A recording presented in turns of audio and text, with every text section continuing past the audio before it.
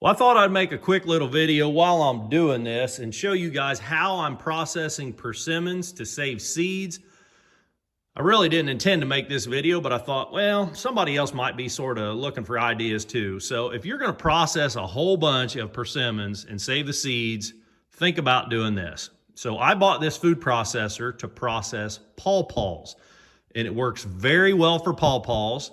And I think I got the thing from Walmart. This processor has the plastic dough blade. I've seen other people using like a Ninja with the plastic blades. I went ahead and thought I'd try the cheapie from Walmart, and in fact, it works great for pawpaws. So I had some persimmons to process when I did my pawpaws a month or so ago, and sure enough, it works great for persimmons. Well, I didn't make a video then, but I came across some more persimmons, a different variety, and I thought, you know what? I'll go ahead and we'll run them through here, and sure enough, it's working just like the last batch of American persimmons. This variety is called Meader. This is a named American persimmon variety. I got these from an extended family member. She had harvested from her tree all that she wanted. I came over and picked up, most of these were picked up off the ground. Most of them were already rotten, and I couldn't care less if they're rotten or not. In fact, it helps me process a little bit better. When the fruit is fresh, and even if it's underripe, then this does not work as well. But if you let the fruit rot a little bit, it actually works really well. So if you're trying to save, to eat the pulp, this might work okay. But if you don't care and you're just after seeds, let them rot, and it's going to help you out a lot. So I'm going to dump some of this nasty stuff into this processor, and it's going to take me 2 hands to lift that bucket up. But let me do that, and I'll show you what it looks like. Okay, so that's about as much as you want to put in here. You don't want to overfill the thing, but you do want to make it worth doing. So now it does help. Don't mind the maggots. There's quite a bit of fruit flies in there. The maggots, they blend right up. You don't even notice them. So don't mind them at all. It does help if you put a little bit of water in with, just sort of helps the blade to, be able to get through everything, because it gets kind of thick in there. So we'll put a little bit of water in there, put our lid on, and again, this is a cheap food processor, so you only have just a high speed, a low speed, and a pulse setting, and then of course off. I use the low speed. I'm afraid the high speed might damage the seeds. It hasn't so far, but I just use the low speed. It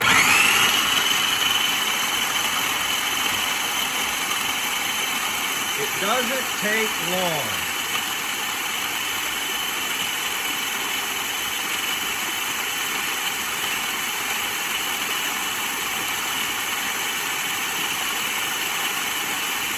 We're almost done.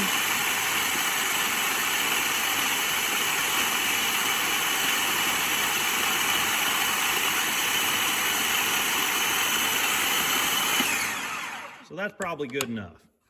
It doesn't take long. The idea is just to break up the pulp, and especially to free the seeds from there's sort of a membrane or pulpy sac that the seeds are in. So the idea is you want to get the seeds out of that sac, because that's the most tedious part of saving persimmon seeds. So I'm going to take 2 hands again, and I'm going to dump this mess into that bucket, and then I'll show you the next step of the process. Well, we're outside now, and you can see one of the hazards of doing this is the bugs that this attracts. So I've got all my persimmons pulped up, and we're gonna have yellow jackets and wasps buzzing around here. But it's essentially what we're trying to do now is just to float off everything that's not seeds. We may have to strain this. I might put too much in this bucket. But we want this to be, essentially water and just stuff floating off the top. Yeah, I got a little bit too much in there. So we're gonna have to use the strainers, and I had them out here for some other stuff earlier. So what I'm gonna do is I'm gonna dump some of that into this strainer, and I might be able to scoop some. Yeah, there we go. That'll work. So now I'm going to take, probably really ought to take 2 hands. I'm going to hold the strainer and I'm going to squirt water and just get rid of stuff. Let everything that'll fall through the strainer fall through, and I'll show you what that looks like.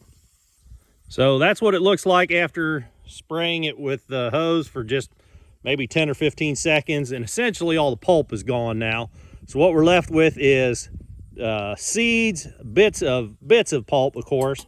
And I'll tell you what happens is the top of the persimmons. These things are about the same density as the seeds. These are going to be hard to get rid of.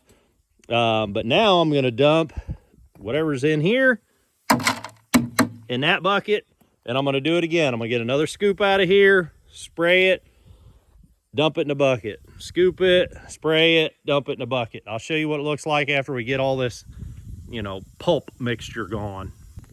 Okay, so here's our bucket of seeds and other sort of trash, minus all the pulp. So the next thing to do is we're going to float everything off of these seeds. And if I didn't mention it earlier, I know I mentioned that these things were rotten. Of course, you could tell that. It is kind of disgusting, you know, that it's rotten fruit, it stinks, you got maggots to deal with. If I was real worried about it, I'd put like a sheet or a cheesecloth or something over top of the bucket when it was sitting out there in the shop, just so it didn't get the bugs in it. But it doesn't bother me. I got a pretty strong stomach for that sort of stuff. But you really do want to let the seeds or let the fruit rot. It really does help this process. If it's not rotten, you tend to have more fleshy material attached to the seeds. And you can see down in there that there is not much fleshy material attached to those seeds. And that's not all due to rot. That food processor does a really good job of separating that stuff off. So it's a combination of using the food processor and letting the fruit rot that makes this so much easier to do. So now, basically all we're gonna do is those seeds will sink, and we just wanna dump the trash off the top. So I'm gonna get a lot of water in here, and I'm just gonna tip the bucket over sideways and wait for all the crap to sort of run away. Rinse all the stuff on the side of the bucket.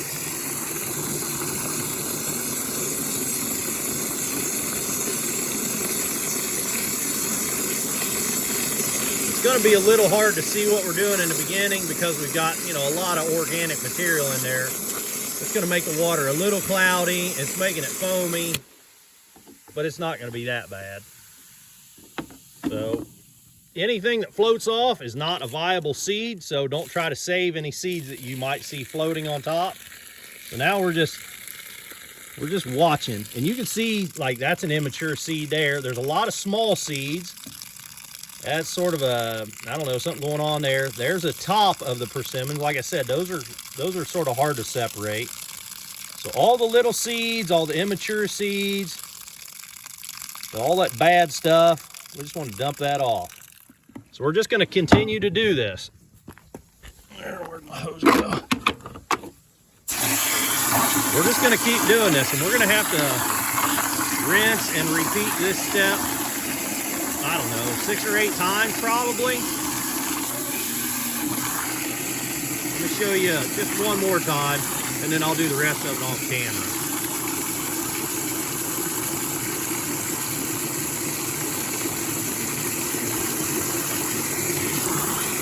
I realize it seems like I'm wasting water, but for the amount of seeds that we're gonna recover and for the savings in time, it's well worth using some water.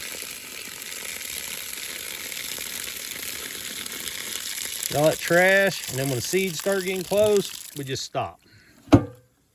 So I'm gonna continue to do this a handful more times, and I'll show you what it looks like after. Well, I rinsed 9 times off camera. I went ahead and counted, and I picked out a couple of stems. See, stuff like that, that black seed, there's something wrong with that. It's really flat. That won't be a viable seed. There's a handful of things you can pick out of here. You can see all those little immature seeds. There ain't a whole lot we're going to do about that. We just, you know, we'll sort of ignore them when we're planting. But that's a fragment of the top of the persimmon. But really, this water separation technique works really, really slick for the amount of aggravation that these things can be. That white stuff on there, that's sort of the inside of the seed coming out. So that might have been damaged in the food processor, but then again, it's got a big black spot on it. So that was probably a bad spot. So, you can go hog wild and, you know, sit out here and pick out every little fragment, but we're going to mix this stuff in with peat moss to keep them over the winter. So that is essentially as clean as they need to be. And I mean, you ain't going to do much better than that. So let's go inside. I'll show you how we put them up, and we're going to keep some in the refrigerator. Now, you could take these right now and go out in the woods, or better yet, on the edge of the woods or out in the open where the things will do best. You could plant these seeds right now. Today is October 17th, and we had a freeze last night. We had a frost the night before. So that's the first couple of cold nights we've had this year. But you could put these seeds in the ground right now, and there's a chance they'll sprout. There's a chance they grow. I am going to go ahead and keep most of these and plant them in the spring in pots or in air pruning beds, stuff like that. But in order to plant them next spring, they have to go through a cold stratification. So I'm going to show you guys what I do to get them ready to put them in the refrigerator to keep them all winter. Just for the sake of curiosity, I went ahead and dumped those seeds in a 1-gallon Ziploc bag just to show you guys roughly how much yield we got.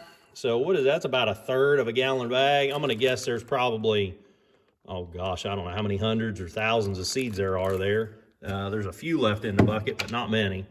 So I just was kind of curious, you know, how many that made, give you an idea of, it's about that many seeds for, what was that, about half of that bucket maybe had fruit in it. So it's a 4-gallon, I think it's a 4-gallon bucket. So about 2 gallons of fruit. So if you had a standard 5-gallon bucket, you're probably looking about that much at the bottom, and you're going to get that much seed.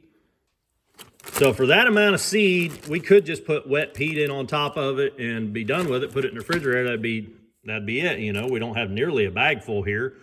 But, you know, the old adage, don't put all your eggs in one basket. Well, I don't put all my seeds in one bag. So I'm going to break it up into 3 bags. And that way, if something crazy happens, persimmon seeds, generally speaking, knock on wood, are not as prone to mold as some other things are.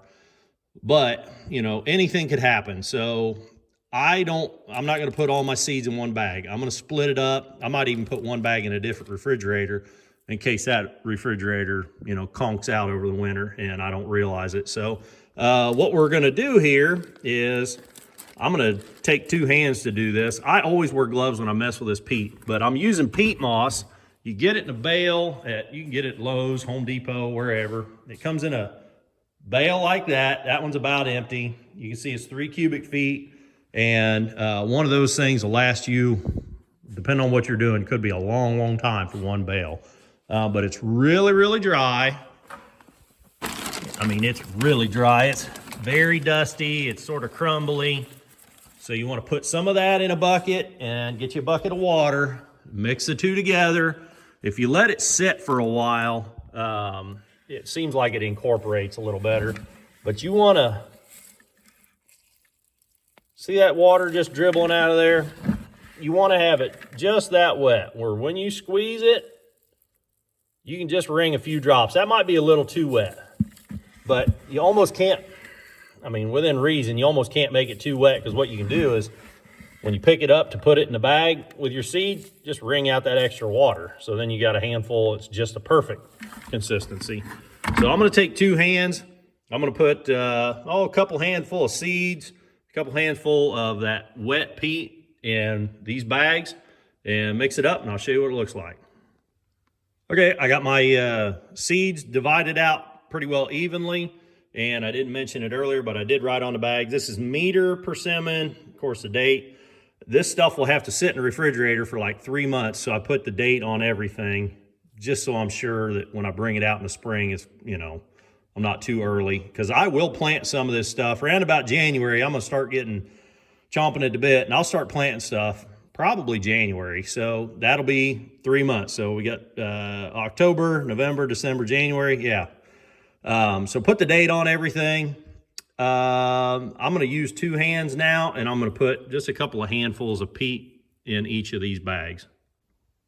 Well, I had to mix up just a little bit more peat, but I think we got a pretty good mixture in there. You know, you want enough peat just to keep the seeds moist during storage, and you don't want to put in so much that, you know, for me, refrigerator space is an issue. So anyhow, I'm going to go ahead and zip these up, and I'll show you what we do in the fridge. All right, here's the fridge. And like I said, space is becoming an issue, or has become an issue, been an issue for the last couple of years. So I'm going to stick these on the door. I've got another refrigerator in my basement. I'm probably going to take at least 1 bag and take some of these also down there. You can see I've got some stuff in sand. I'm trying my chestnuts, some of them in sand this year. I'm doing a few different things just to try to get away from the mold issue of seed storage. But I hope I helped you with this one, guys. It was kind of gross dealing with that rotten fruit, but again, let it rot. Don't let it rot, you know, for like months, but let it rot for a week or 2, and it'll make it so much easier to process.